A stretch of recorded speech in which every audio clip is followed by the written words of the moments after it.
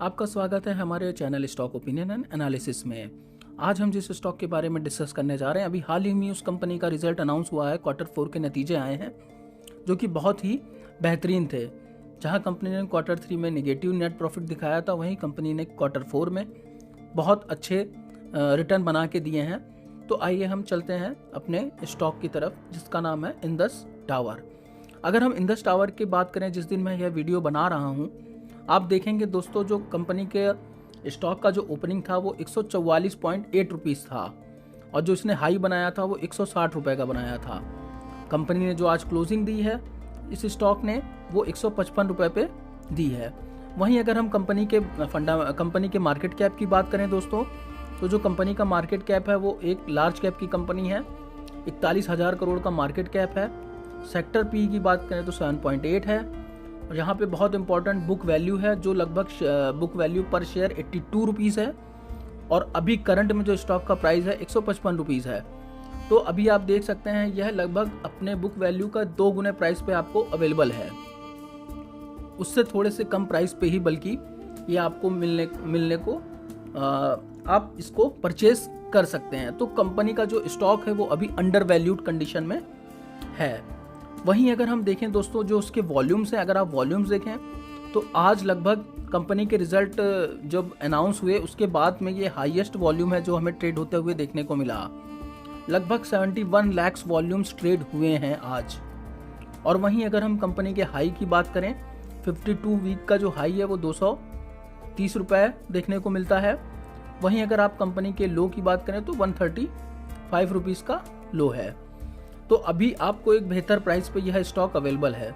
हाल ही में आपने सुना होगा, न्यूज़ आई थी कि इस एयरटेल कंपनी ने इस कंपनी में अपने 23% स्टॉक्स को जो है इस कंपनी के परचेज किया है। तो कहने का मतलब है कि एयरटेल खुद इतनी बड़ी कंपनी है, जहां इंडस टावर में लोग कह रहे थे कि ये स्टॉक 230 रुपये से ट्रेड होकर 129 तक आ गया था, 135 तक आ गया था। तो बहुत ज़्यादा पैनिक सेलिंग हमें देखने को मिली। एयरटेल जैसी दिग्गज कंपनी, जो किसी भी कंपनी को अगर उसके वो स्टॉक परचेज करेगी तो बहुत बेहतरीन एनालिसिस के बाद ही उस स्टॉक को परचेज करना चाहेगी। तो हम यही देख रहे हैं कि उस कंपनी ने 23% स्टेक एक्वायर किए। कहीं ना कहीं उसको लग रहा था जो कंपनी का बिजनेस है वो भविष्य में उसे एक बहुत अच्छा मल्टीबैगर रिटर्न दे सकता है और उससे कंपनी की जो टावर की कॉस्टिंग है वो भी कहीं ना कहीं रिड्यूस हो सकती है। तो कहने का मतलब ये है कि यह स्टॉक जो है मोनोपोली स्टॉक है इंडिया में, और कोई कंपनी ऐसी नहीं है जो टावर के बिजनेस में इतना एक्सपीरियंस रखती हो। तो अगर हम कंपनी के थोड़ा सा और एनालिसिस पे देखें, जो क्वार्टरली रिजल्ट आए थे दोस्तों, तो आप देखेंगे जो कंपनी के क्वार्टरली रिजल्ट थे वो बहुत ही शानदार हमें देखने को मिले। अगर हम कंपनी के जहां नेगेटिव नेट प्रॉफिट आए थे -700 करोड़ रुपीज़ के, तो वहीं आप देखेंगे इस क्वार्टर में कंपनी के जो प्रॉफिट आए हैं लगभग 1400 करोड़ रुपए के। हालांकि अभी प्रॉफिट तो बहुत अच्छे हैं, लगभग 250% की ग्रोथ है, लेकिन अभी कंपनी ने किसी भी अनाउंसमेंट डिविडेंड को लेके कुछ भी नहीं बोला है। हो सकता है कंपनी अगले क्वार्टर में या इस क्वार्टर के मिड में हो सकता है कंपनी किसी डिविडेंड का अनाउंसमेंट करे, हम ऐसी उम्मीद रखते हैं। हालांकि कंपनी ने 2022 में भी 11 रुपये का डिविडेंड दिया था, 2021 में कंपनी ने लगभग 17 रुपये का डिविडेंड दिया था। तो डिविडेंड के मामले में भी यह कंपनी जो है बहुत महत्वपूर्ण है। तो वहीं आप देखेंगे, अगर हम इस कंपनी के शेयर होल्डिंग पैटर्न की बात करें तो शेयर होल्डिंग पैटर्न भी यहाँ पे कंपनी का बहुत ही अच्छा देखने को मिल जाता है। अगर हम प्रोमोटर की होल्डिंग देखें तो यहाँ पे 67% की प्रोमोटर की होल्डिंग है। पर यहाँ पे सबसे इम्पॉर्टेंट बात जो ध्यान देने वाली है दोस्तों वो यह है कि यहाँ पे कंपनी के लगभग 31% शेयर जो हैं वो प्लेज्ड हैं।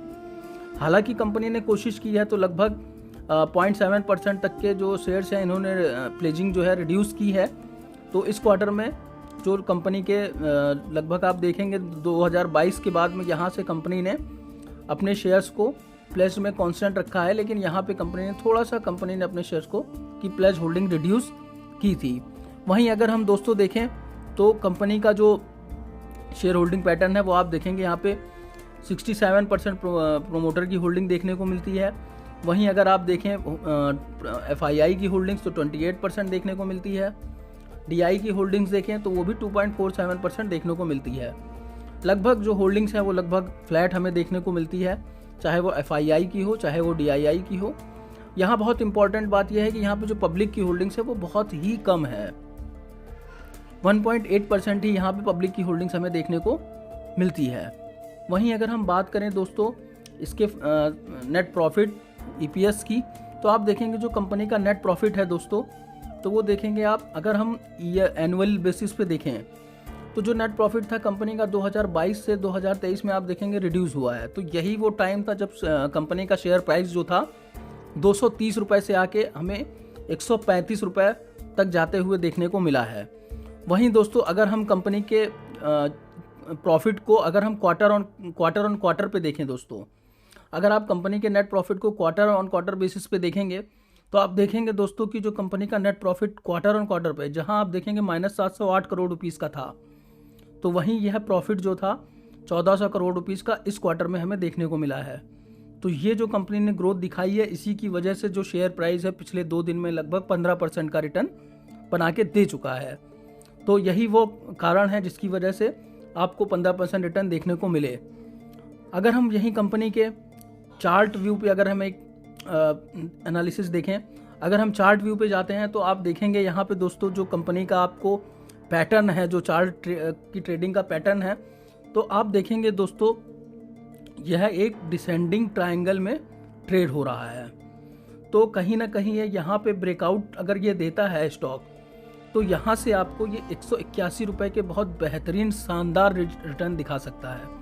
लेकिन उससे पहले इसका जो रजिस्टेंस है वो है 160 रुपीज़ पे दोस्तों। अगर यह 160 रुपीज़ के लेवल को क्रॉस कर लेता है तो यहाँ से आपको 181 रुपीज़ के टारगेट भी देखने को मिल सकते हैं। अगर हम वॉल्यूम्स की बात करें दोस्तों, तो यहाँ पे आप वॉल्यूम्स भी देखेंगे कितने बेहतरीन वॉल्यूम्स हमें देखने को मिल रहे हैं। तो अभी जैसे मैंने आपको बताया है कि लगभग 71 लैक्स वॉल्यूम, लगभग 87.28 मिलियन वॉल्यूम्स ट्रेड हुए हैं। तो यहाँ वॉल्यूम की भी स्पाइक आप देखेंगे तो कितनी बड़ी स्पाइक आपको देखने को मिल रही है। तो एक यह आपके लिए एक बहुत मल्टीबैगर स्टॉक साबित हो सकता है। ये मेरी अपनी पर्सनल एनालिसिस है, मेरी कोई भी बाइंग या सेल रिकमेंडेशन नहीं है। आप अपनी एनालिसिस स्वयं से कर सकते हैं। यहाँ पे अगर जो सपोर्ट एंड रेजिस्टेंस की बात करें तो मैंने यहाँ पे लक्स एल्गो का यूज़ किया है ट्रेडिंग व्यू पे। तो आप इसके थ्रू, और भी वेबसाइट्स हैं जो डिस्क्रिप्शन में मैंने लिंक डाल दिया है, तो आप उसके थ्रू भी अपनी एनालिसिस करके स्टॉक को एनालाइज कर सकते हैं, जिससे आप खुद भी सीख सकते हैं और बेहतरीन रिटर्न के लिए बेहतर तरीके से उसको एनालाइज कर सकते हैं। Thank you so much.